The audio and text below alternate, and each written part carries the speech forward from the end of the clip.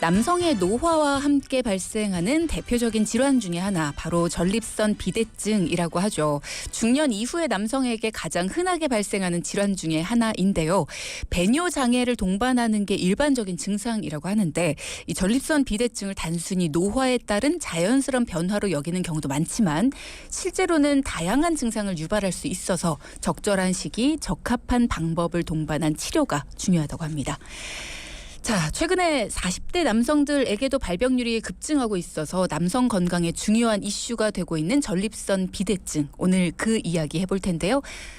비뇨의학과 전문의 정재훈 교수와 함께 하겠습니다. 교수님 모셔보겠습니다. 안녕하세요. 네, 안녕하세요. 힐림대 정재훈입니다. 네, 전립선이라는 곳이 몸에서 어떤 역할을 합니까, 교수님? 일단 전립선은 이제 소변을 저장하는 방광과 소변을 배출하는 요도, 거기 연결 부위를 감싸고 있는 장기를 말하는데요. 네.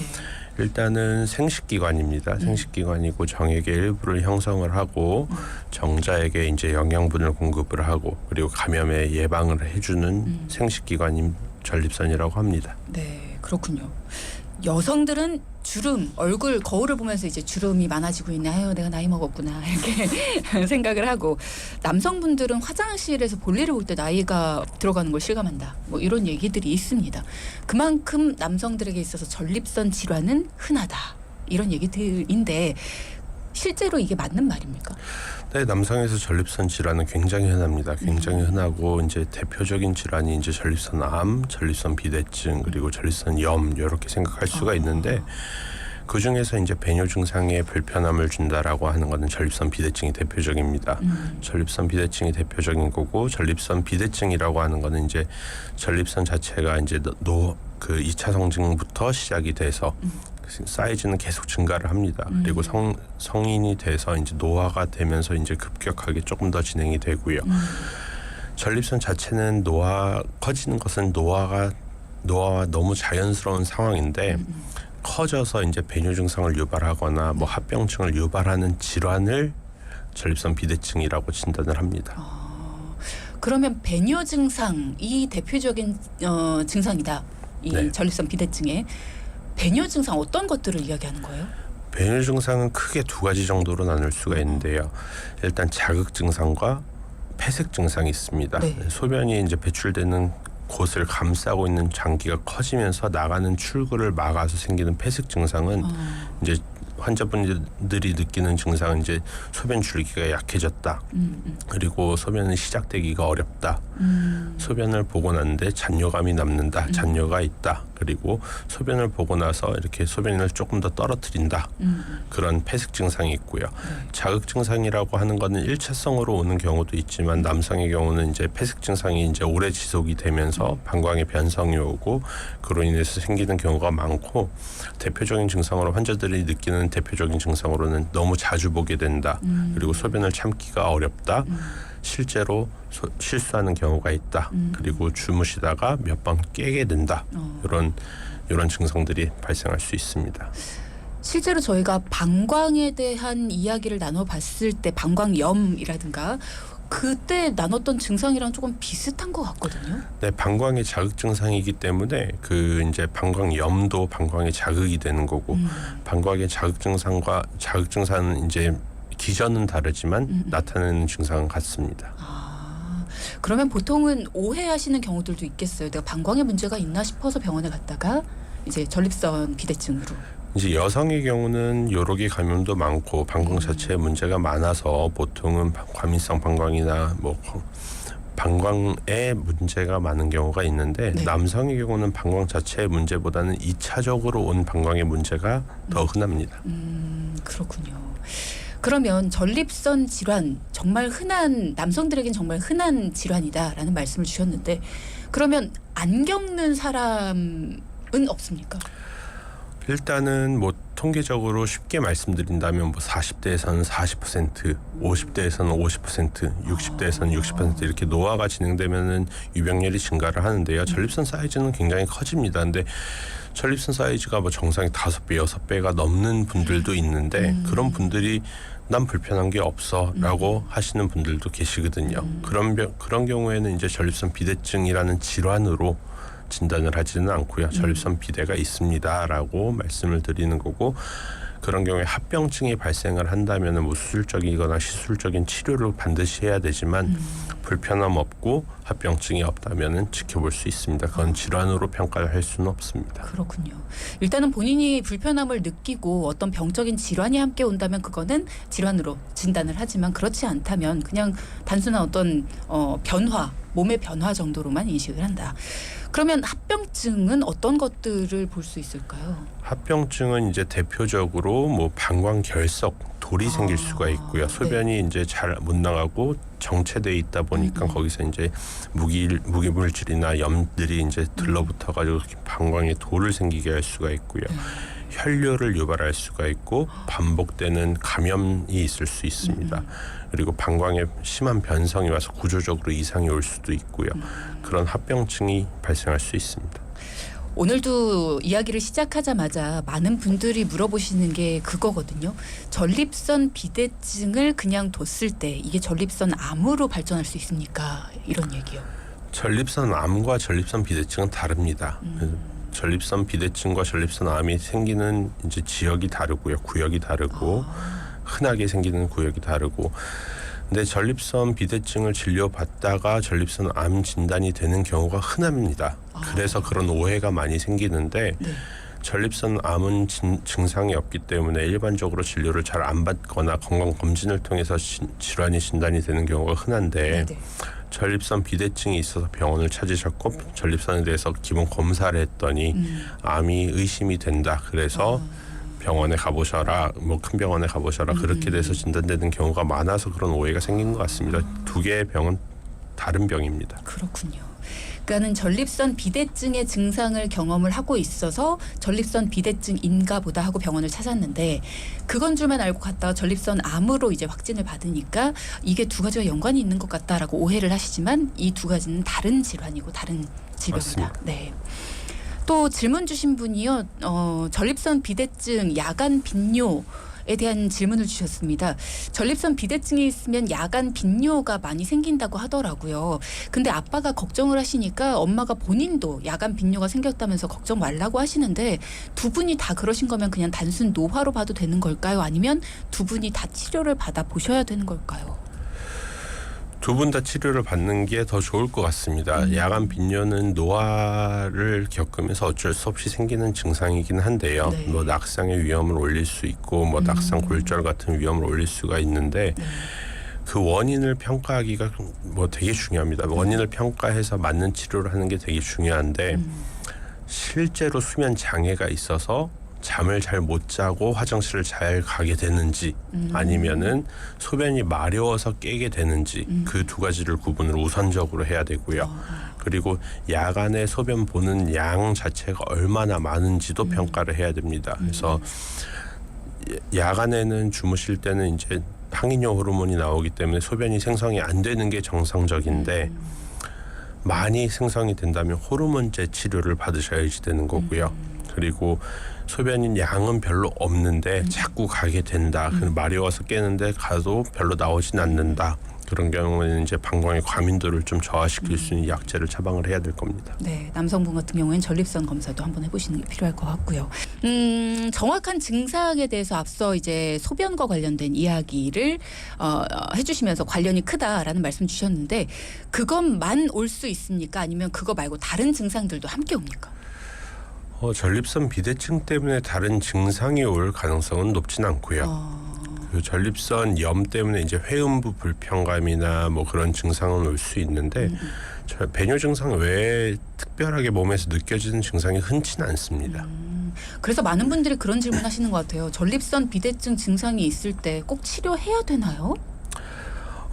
불편하신 정도에 따라서 치료의 결정이 됩니다. 이제 약을 드시고 아니면 뭐 시술을 받고 수술을 받고는 일단 불편 정도가 제일 큽니다. 나는 치료를 받고 삶의 질이 안 좋기 때문에 이걸 개선하고 싶다라고 하는 주관적인 의지가 있어야지 치료를 하게 되는 겁니다. 그렇군요. 우리가 계속 나이가 들면 뭐 노화의 하나의 증상 뭐 이렇게 표현을 하는데 이게 어느 정도 나이가 들어야지 나이가 들었다 노화 때문이다 이렇게 하는 건지 모르겠어요. 이게 인정하기가 싫어지거든요. 사실 노화라고 하면 노안도 마찬가지로 빨리 안과 가봐 너 노안인 것 같아라고 하면 오히려 더 안과 안 가고 싶어지거든요. 그렇게 진짜 진단 나올까봐. 이게 노화 때문이다라는 평가가 나오려면 어느 정도의 나이 이상부터는 노화라는 원인이 나올까요? 일단 만 40세 이상부터는 그냥 노화라고 생각을 합니다. 너무 젊은 거 아닙니까? 왜냐하면 이제 20, 30대까지 이제 진행이 되다가 이제 그 다음부터는 노화라고 생각을 해야지 되는 단계입니다. 냉정하게 말해서. 그렇군요. 스튜디오가 좀 엄숙해졌습니다. 남성 호르몬의 수치라든가 서구화된 식습관 이런 것도 전립선 비대증하고 연관이 있을까요? 네, 남성 호르몬 수치는 이제 전립선을 올릴 수 있는데 그 전립선 크기를 크게 할 수 있는데 남성 호르몬이 우리가 흔히 알고 있는 테스토스테론이라는 게 아니고 DHT라는 다른 형태의 남성 호르몬입니다. 그것이 이제 직접적으로 전립선의 성장을 유발하는 것인데 테스토스테론은 이제 남성이 이제 노화가 되면서 수치가 떨어집니다. 그런데 이제 전립선 비대증과 연관된 DHT는 수치가 떨어지지 않기 때문에 계속 끊임없이 전립선 성장을 기대하게 됩니다. 그렇군요. 평소에 광고를 보면 이런 질문 주셨어요. 평소에 광고를 보면 남성들 전립선에 좋다고 하는 영양제들이 참 많이 나옵니다. 소팔메토라고 하는 것이 효능이 있나요? 라는 질문 주셨네요. 소팔메토라는 성분은 굉장히 효능이 있는 성분입니다. 실제로 효능이 입증된 성분인데 그거를 이제 약과 식품과의 차이는 굉장히 좀 중요한 부분인데 약이라고 하는 거는 좋은 성분을 가지고 임상 연구를 통해서 안전하고 효과적인 용량을 찾은 것들이고요. 식품이라는 거는 여러 가지 성분을 모아서 그냥 누구든 사 먹을 수 있게끔 만들어 놓은 거기 때문에 효과가 더 좋을 수는 없습니다. 근데 제 환자분들 중에서 제 치료를 받으면서 소팔메토를 먹었더니 효과가 좋더라. 그럼 소팔메토를 처방할 수도 있고 아니면은 그냥 그러면 그게 편하셨으면 더 드셔라라고 저는 권해드리고 있어요. 그렇군요.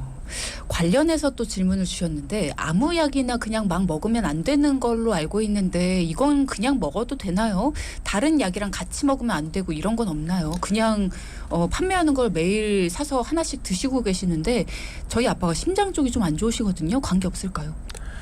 일단 전립선 비대증 약을 크게 세 가지로 구분할 수가 있는데요. 알파블로커라는 약이랑 5-ARI 그리고 PD5 이니비터 이렇게 세 가지로 구분할 수가 있는데 앞서 말씀드렸던 두 가지는 그냥 기본적으로 다른 약과 같이 드셔도 되는데 세 번째 약은 안 됩니다. 각각을 간략하게 설명드린다면 알파블로커는 이제 그 골반강 쪽의 혈류를 좀 개선시키고 평활근 근육을 이완시켜서 나가는 압력을 좀 줄여주는 약제를 하는 역할을 하고요.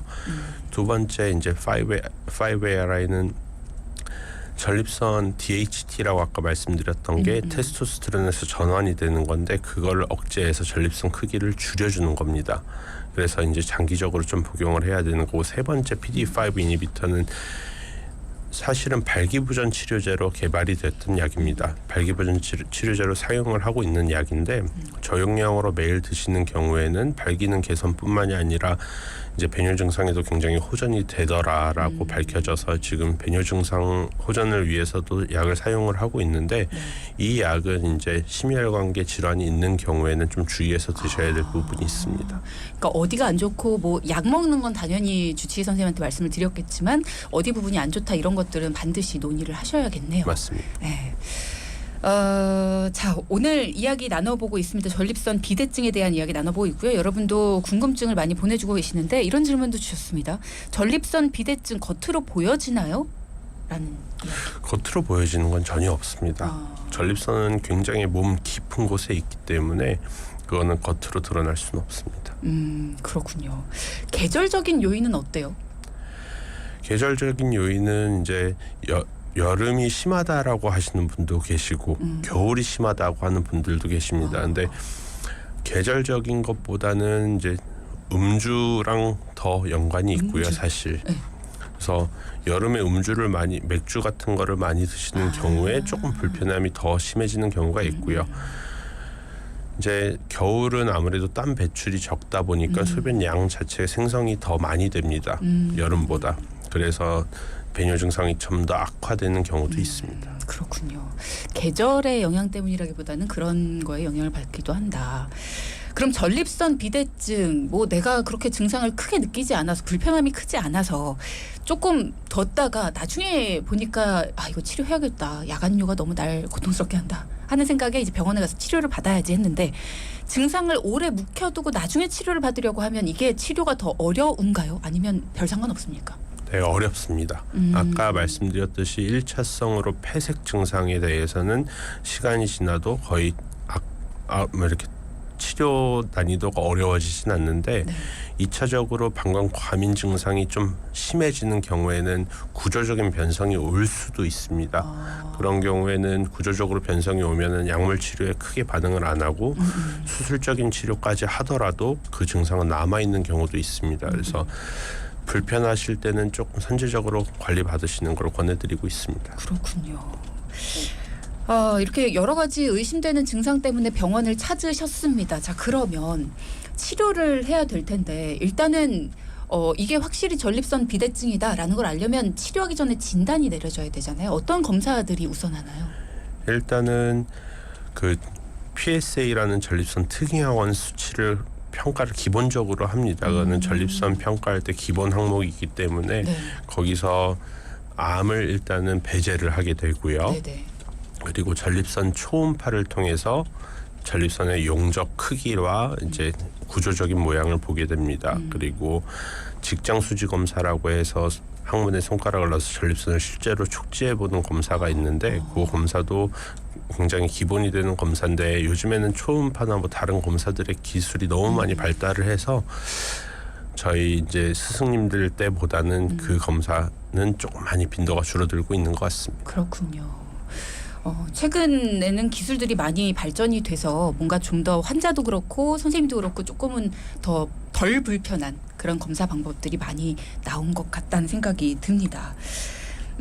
지금 질문 주신 분 중에서요. 60대입니다. 전립선 약을 2년 정도를 먹었는데요. 부부관계 시에 사정이 좀 힘듭니다. 건강에 이상은 없을까요? 꼭 답변 부탁드려요. 정말 걱정입니다. 라는 말씀 주거든요. 결론적으로 말씀드리면 건강하고는 상관이 없습니다.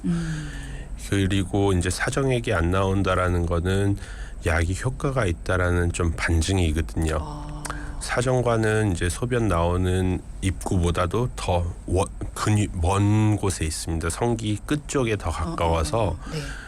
이제 골반 근육을 좀 이완시켜주고 방광에서 요도로 나가는 출구의 압력을 줄여주는 약물을 사용하다 보니까 이제 방광에서 사실 사정할 때 방광으로 들어가는 게 아니고 몸 밖으로 나가야 되는데 방광으로 정액이 들어가는 경우가 생기는 겁니다. 역행성 사정이라고 하는데 어차피 체외로 배출되고 소변으로 같이 배출이 되기 때문에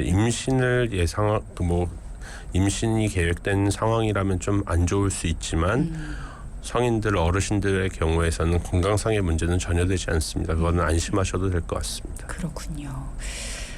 또 다른 질문. 낮에도 물을 마시면 금방 소변을 보고 싶고요. 하루에 15번 정도는 소변을 보는 것 같아요. 괜찮을까요? 라는 질문 주셨네요. 소변을 자주 본다라는 것도 굉장히 좀 구분을 해야지 되는데요. 네. 자주 가는데 소변 양이 갈 때마다 충분히 나온다. 소변 양 자체가 많다. 그거는 많이 드시는 거거든요. 그거는 건강에 나쁠 게 전혀 없습니다. 뭐 심장이나 폐 쪽이 안 좋은 경우가 아니라면 당연히 좋은 상황인 거고 갔는데 뭐 100cc도 안 나오고 찔끔찔끔 나오는데 너무 자주 가게 된다. 그렇게 되면은 실제로 소변이 방광에 차 있지 않은데 자주 마려운 것인지 아니면 꽉 차가지고 계속 조금씩 밀려 나오는 건지를 감별을 또 해야 됩니다. 그래서 너무 자주 나오는데 양이 적다. 그러면 병원 가셔가지고 한번 평가 받아보시는 걸 권해드립니다. 그런 고민이 되실 것 같아요. 병원을 가실 때 방광 검사를 받아야 될까요? 아니면 전립선 검사를 받으셔야 될까요? 남성의 경우에 대해서는 방광과 전립선에 대해서 동시적으로 하게 되고요. 방광에 대한 면밀한 검사는 기본적으로는 전립선을 평가를 하고 기본 검사로 방광 기능을 기본 간략하게 평가를 한 후에 만약에 더 필요하면 추가 검사를 할 필요는 있습니다. 자, 그리고 이런 말씀을 주셨습니다. 저희가 전립선 암에 대한 이야기는 다음번에 한번 이제 함께 나눠볼 예정인데요. 오늘은 전립선 비대증에 대한 이야기를 하고 있습니다만 아버지께서 전립선 암이셨는데 뼈로 전이돼서 돌아가셨습니다. 유전될 가능성이 얼마나 있을지, 그리고 두 가지 질병이 다른 거라고는 말씀하셨는데 전립선 비대증도 유전이 되는지도 궁금합니다. 전립선 비대증이 유전이 가족력은 당연히 있습니다. 근데 전립선 비대증보다도 지금 말씀 주신 환자 아버님은 이제 뼈 전이가 있었다라고 하셨는데 그렇게 된다면 악성도가 꽤 높은 전립선 암이었을 것이거든요. 그런 경우에는 가족력이 없다라고 말할 수가 없습니다. 직계 가족 중에서 한 명한테서 뭐 전립선 암이 있는 경우에 암 발생 위험도가 이제 2.5배 정도 올라가기 때문에 그런 경우에는 꼭 뭐 조기 한 40세부터는 꼭 검진을 받아보실 걸 권해드리고요. 비대증하고 암하고는 좀 다른 질환이기 때문에 좀 그건 구분을 할 필요는 있을 것 같습니다. 그렇군요. 어쨌든 비대증도 가족력이 있긴 하다. 네. 왜 이렇게 가족력이 많을까요? 그러니까 이제 부모님들이 내가 내 몸에 안 좋은 것들을 자꾸 애들이 가져가니까 이게 참 속상하고 그렇잖아요. 예방할 수는 없습니까, 가족력? 가족력을 예방할 수는 없고요. 가족력이 있기 때문에 이제 더 선제적으로 검사를 해서 안 좋아지기 전에 발견을 하고 안 좋아지는 거를 좀 빨리 해결할 수 있는 단계에서 뭐 진단을 하는 게 좀 필요한 상황인 거지. 가족력은 타고나는 거라서 그거를 개선할 수 있는 방법은 없다고 생각합니다. 그러게 말입니다. 몸을 싹 한번 이렇게 뭔가 걸러낼 수 있는 뭔가 있으면 좋을 텐데 또 그런 얘기도 있더라고요. 전립선 염, 전립선 비대증 이런 것들이 승마나 자전거 때문에도 발생할 수 있다. 이게 맞는 얘기인가요? 네, 뭐 반은 맞고 반은 틀린 얘기인데요. 그게 이제 과학적으로 그것이 무조건 안 좋은 악영향을 미칠 것이다라고 결론이 난 학설은 아닙니다. 그러나 이제 가능성에 대해서 위험인자 악화 요인이라고 생각할 수 있는 부분은 충분히 인정되고 있는 부분이고요. 네. 이렇게 좌식을 오래 하는 경우도 이제 혈류에 좀 안 좋은 영향을 미치기 때문에 좋지 않을 것이다. 그러니까 뭐 1시간 간격으로는 좀 일어나셔라라고 권고하고 있고, 승마나 이렇게 뭐 자전거, 오토바이 같은 경우는 반복적인 자극이 올 수밖에 없습니다. 물리적인 자극이. 그러면 만성 염증이 생길 수밖에 없고, 그것은 이제 암이나 비대증에 악영향을 끼칠 수밖에 없다라고는 생각을 하고 있습니다. 아무래도 그렇겠어요. 그럼 그걸 이제 전문적으로 하시는 운동 선수들이나 아니면 저희 청취자분들 중에는 운전이 업이신 분들도 많으시거든요. 그런 분들은 이제 중간중간에 계속 일어나서 좀 스트레칭 해주시고 하는 게 좀 필요하겠네요. 네, 그건 권고되는 상황입니다. 왜 한때 락앤롤 해가지고 딱 붙는 바지 같은 것들 많이 입으셨잖아요. 그것도 안 좋겠네요. 매우 안 좋습니다. 네, 그거는 뭐 전립선 비대증, 전립선 건강에도 안 좋고 이제 저희과적으로는 고환 건강에도 되게 안 좋은 영향을 미치기 때문에 별로 권해드리진 않습니다. 그렇군요. 조심하셔야겠습니다. 그리고 요즘 애들은 안 그러나? 저희 때 교복을 굉장히 이렇게 쫙 줄여갖고 입는 그런 게 있었는데 요즘 애들은 어떤지 모르겠네요. 하여튼 그런 것도 우리 아들 딸들 잘 봐야겠네요. 전립선 비대증이 아니어도 이 야간뇨에 대한 얘기가 나오다 보니까 많이들 궁금해하시는 것 같아요. 야간 빈뇨 어떻게 치료를 해야 될까요? 라는 얘기를 유튜브 통해서 주셨네요. 앞서 말씀드리기는 했지만 이제 야간에 실제로 소변 양이 많이 생성이 된다. 그럼 항이뇨 호르몬을 좀 복용을 하시는 게 도움이 됩니다. 근데 좀 주의 깊게 부작용이 있기 때문에 주의 깊게 복용을 하셔야 되는 거고, 생활 개선적인 측면에서는 근육량을 올리는 게 중요합니다. 그러니까 순환 체액이 있고 이제 몸 밖으로 빠져나간 부종 같은 게 있는데 근육량이 적으면 부종이 많이 생길 수밖에 없고 그게 눕게 되면 이제 순환 체액으로 다시 흡수가 됩니다. 그렇게 되면은 소변 양 자체가 많아지는 것이고 그렇기 때문에 이제 노화와 근육량이 줄어들면서 그런 야간뇨 증상이 더 늘어날 수 있습니다. 그래서 근육 활동을 많이 하셔가지고 근육량 자체를 올려주시고 그리고 저녁 식사 후부터는 입 안으로 들어가는 게 아무것도 없어야 됩니다. 퍽퍽한 쿠키도 그 나트륨이 들어가 있기 때문에 그게 다 물로 작용을 합니다. 네. 그래서 저녁 식사 후부터는 물이건 입으로 들어가는 게 아무것도 없게끔 해주시고 주무시기 전에 소변 보고 주무시고 그게 이제 생활 개선의 방법인 것이고 약물 치료적인 부분도 도움이 돼야지 되는 부분이 있기 때문에 그거는 진단을 정확하게 하고 맞는 약을 처방을 해야 되기 때문에 그거는 주치의 선생님하고 좀 상의하시는 게 나을 것 같습니다. 네. 자, 그러면 진단이 내려졌는데 전립선 비대증이다. 라는 이제 진단이 내려졌어요. 치료를 받아야 될 텐데 치료를 받는 것도 단계가 좀 있을까요? 상황에 따라서. 일단 기본적으로 약물 치료입니다. 약물 치료를 기본으로 하고 네. 약물 치료에 반응을 하지 않는 경우거나 아니면은 뭐 앞서 말씀드렸듯이 방광결석이 있거나 반복적인 감염이 있거나 혈뇨가 나오거나 그런 합병증이 있을 때는 수술적인 치료에 적용이 됩니다. 그래서 수술의 방법, 시술의 방법이 있고 네, 근간이 되는 건 일단 약물 치료입니다. 어떤 약물을 통해서 어떤 조절을 하는 거예요? 그래서 앞서 아까 3가지 정도를 말씀드렸는데 2가지 약제는 그쪽이 혈류를 개선을 하고 혈류 개선. 이제 근육 이완을 통해서 나가는 배출 압력을 좀 줄여주는 약제가 있고요. 한 가지 종류는 전립선 크기 자체를 좀 줄여주는 약인데 요거는 뭐 순간 이렇게 약 바로 드신다고 바로 증상의 호전이 있지는 않고 한 6개월 정도 장기 복용을 하셔야 전립선 크기가 줄어들기 때문에 증상의 호전을 기대할 수 있습니다. 많은 분들이 얘기하시는 게 전립선 비대증 약물 치료는 한 번 시작하면 평생 해야 된다. 이 약도 갑상선 약처럼 한 번 먹기 시작하면 평생 먹어야 된다. 이런 얘기를 하시더라고요. 이게 갑상선뿐만이 아니라 뭐 혈압약, 당뇨약, 뭐 전립선 비대증약 다 한 번 먹으면 이제 계속 먹어야 되는 거 아니야라고 말씀을 하시는데 되게 안타깝게도 지금까지 개발된 약제들 중에서 몸을 병 걸리기 이전의 몸으로 전환시켜 줄 수 있는 약은 없습니다. 그래서 지금 상태를 조절을 해주는 거고 더 악화되는 거를 예방을 해주는 거고 조절을 할 수 있는 약제밖에 없기 때문에 병에 걸렸기 때문에 그걸 조절을 한다라는 개념으로 들어가야지 되는 겁니다. 그래서 병을 안 걸린 몸으로 바꿀 수가 없기 때문에 약은 계속 드시게 될 것이고요. 근데 또 많은 연구에서 약을 중지했더니 이제 증상 호전이 계속 유지가 되더라 그런 연구들도 있습니다. 그래서 네. 꼭 무조건 평생 지속을 해야 되는 것은 아닙니다. 그러나 이제 기본적으로 질환이 있으면은 약물 치료로 조절을 한다 그 개념은 알고 계셔야지 될 것 같아요.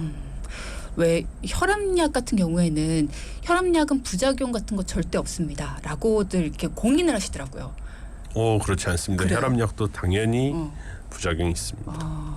그럼에도 불구하고 평생 챙겨 먹어야 된다라고 하면 좀 걱정이 되실 것 같아요. 환자분들이. 근데 지금 이제 장기 복용에도 특별한 부작용이 없다라고 알려져 있기 때문에 일단 장기 복용을 하게 되는 것이고요. 처음부터 이제 장기 복용을 무조건 하는 것보다는 단기적으로 썼을 때 큰 부작용이 없이 안전하다라는 거를 확인을 한 후에 이제 장기 처방을 하기 때문에 장기적으로 이제 드신다고 해서 몸에 축적이 되고 그러진 않기 때문에 그 문제는 없을 것 같습니다. 약물 치료를 받고 계신 분들이 꽤 있으신 것 같습니다. 문자 소개 잠깐 해드리면요. 저희 아빠가 전립선 비대증 증상으로 오래 고생을 하고 계시는데요. 약을 복용하신 지가 꽤 되셨습니다. 근데 별 도움이 안 되고 더 안 좋아지시는 것 같다는 말씀을 하세요. 원래 전립선 비대증이 한 번 생기고 나면 이렇게 치료가 어려운가요? 라는 말씀을 주셨어요. 약제가 뭐 여러 가지 종류가 있는데 그 약제들을 어떻게 조합을 하고 어떻게 변경을 하고 그것도 다 이제 환자마다 다릅니다. A 환자한테는 이 약이 잘 들었는데 B 환자한테는 이 약이 전혀 말을 듣지 않고 그런 경우도 굉장히 많습니다. 그래서 약제 변경도 이제 고려해 볼 수 있는 상태인 거고요. 네. 약제 변경을 아무리 해도 좋아지지 않는 경우도 있습니다. 불편함이 이제 주관적인 증상이다 보니까 약으로 주관적인 증상까지 모든 게 해결이 안 될 수 있습니다. 검사가 이제 객관적인 검사로는 분명히 좋아졌는데 이제 환자분께서 본인이 주관적으로 느끼는 증상은 계속 안 좋은 걸로 느끼는 경우도 꽤 그쵸. 많거든요. 그래서 약은 그러면 이제 또 추가를 하거나 변경을 하거나 그런 전략을 좀 세워야지 될 부분도 있고 환자분들이 이제 객관적인 검사 결과를 토대로 내가 얼마나 좋아졌는지 인지를 하게 하는 것도 되게 중요합니다. 그러면 교수님께서는 웬만하면 약물로 치료를 한번 해보자 하시는 걸 권유하시는 편이세요? 아니면 약물 치료를 조금 해보다가 이게 너무 약이 안 먹는 것 같다. 그러면 수술을 하자 바로 이렇게 하시는 편이세요? 저는 일단은 수술적인 치료는 가능한 최소화하자라고 저는 생각을 하는데요. 일단은 뭐 건강적으로 문제는 없다라면 수술을 고려는 당연히 해볼 수 있겠지만 네. 일단 약물 치료로 잘 해결이 될 수 있다면 당연히 약물 치료를 하는 것인데 이 전립선 비대증 수술이라는 거는 안 하면은 큰일 나고 그런 방법은 거의 적기 때문에 환자분의 선택이 제일 중요합니다. 그래서 나는 약을 평생 먹고 싶지가 않으니까 끊을 수 있는 방법을 제안해 달라. 그거는 수술적인 방법일 것이고요. 그러나 수술을 불가피하게 선택을 해야 되는 합병증이 발생한 경우는 불가피하게 수술이 먼저가 됩니다. 그렇군요. 질문 주신 분 중에서 많이 알아보신 것 같아요. 리줌 시술이라는 게 최근에 나온 기법 같은데 이건 어떤 방법인가요? 안전할까요? 네, 안전합니다. 안전하고 지금 전립선 비대증 수술 중에 뭐 리줌이나 악화, 뭐 홀렘, 뭐 굉장히 뭐 유로리프트 굉장히 많은 수술 방법들이 있습니다. 그러나 이제 어떠한 하나만이 남고 모든 게 사장되지 않았거든요. 각각의 장단점이 있는 거고 각각의 치료에 적응이 있다라고 생각을 하셔야 될 것 같습니다. 하나가 제일 좋은 방법이 있다면 그 방법만 남을 겁니다. 그렇죠. 궁금해서 그런데 리줌 시술은 어떤 거예요? 뭐 레이저로 수술을 하는 건데 뭐 또 뭐 수술의 하나의 방법입니다. 그러니까 뭐 다 이제 수술의 각각의 방법들이 다 다르기 그렇죠. 때문에 네, 그렇군요.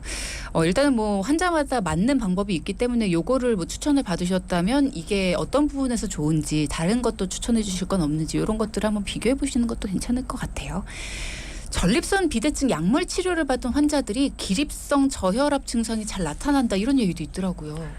그 아까 말씀드렸던 알파 블로커라는 제제가 있는데 약이? 그 약은 그 알파 블로커라는 거는 혈압약의 성분으로 사용이 되는 겁니다. 그렇기 때문에 실질적으로 혈압이 떨어질 수 있는 부작용이 있는데 일단은 이제 선택도가 굉장히 높은 약제들을 전립선에 좀 많이 사용을 하는데 전신에 이제 혈관에 작용을 하지 않고 전립선과 골반강에 이제 그 혈관에만 좀 집중적으로 작용을 할 수 있게 선택도를 높인 것들이 이제 전립선 비대증 약으로 사용을 하는데 그럼에도 불구하고 이렇게 좀 기립성 저혈압이 오는 경우가 있습니다. 그래서 약제를 변경을 하는 경우라면 이제 또 그게 호전이 되는 경우도 있고요. 약제를 아무리 변경을 해도 기립성 저혈압이 난 있다라고 하면은 주무시기 전에 복용을 하실 걸 권해드리고요. 약 복용 직후에 좀 농도가 제일 많이 올라가기 때문에 주무시기 전에 복용하실 것을 권해드리고 급격한 체의 변화를 좀 자제해달라라고 설명을 하는 경우가 있습니다. 근데 보통은 약제 변경을 해보면 좋아지는 경우가 더 많습니다. 그래요. 약을 끊었는데도 기립성 저혈압이 남아있는 경우가 혹시 있습니까? 그렇지는 않을 겁니다. 약 때문에 생긴 거기 때문에 약을 끊으면 없어진다. 이 질문을 마지막으로 드려야 될 것 같습니다. 전립선 비대증 예방이 가능할까요? 예방은 불가능합니다. 그 전립선 자체가 커지는 것을 막을 수 있는 방법은 사실 쉽지는 않을 거라고 생각을 하고요. 그러나 이제 생활적으로 개선을 할 수 있는 부분은 배뇨 증상을 악화시킬 수 있는 요인을 최소화하는 게 되게 중요합니다. 그래서 어떤 분들만 사람마다 굉장히 차이가 있는데 술을 드셨을 때 굉장히 불편해진다. 그럼 술을 그분은 평생 드시면 안 됩니다.